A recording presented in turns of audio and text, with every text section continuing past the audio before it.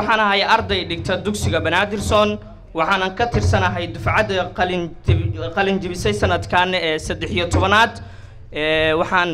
leeyahay mar koowaad iyo mar labaad iyo mar saddexaad dhammaan baxda dhigata dugsiga Banaadirson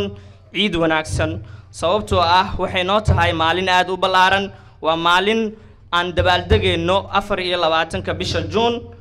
ahna maalintii dugsigeena dhidibada loo taagay waxaan aad iyo aad ugu haminayaa dugsigu inuu ka mid noqdo dugsiyada cadceedda falaaraha kuwa barista ee qaaradaha dunida ugu ballaaran laga furo ahna dugsi noqda dugsiga ugu koowaad ee qaata qoraxda dunida meesha ay ka soo baxda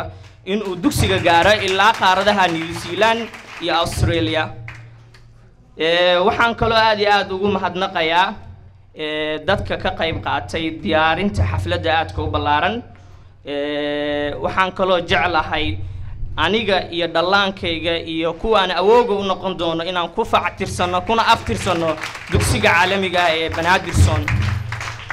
dhalashada bini'aadanku waa bilow waxayna yeelan doontaa dhamaad anigu bilowgii waxaan ku hanad qaaday dugsi aad u wacan oo wanaagsan waxaana ahaan doonaa aniga oo geeriyoon doono qof ka mid ah dugsiga Banaadirson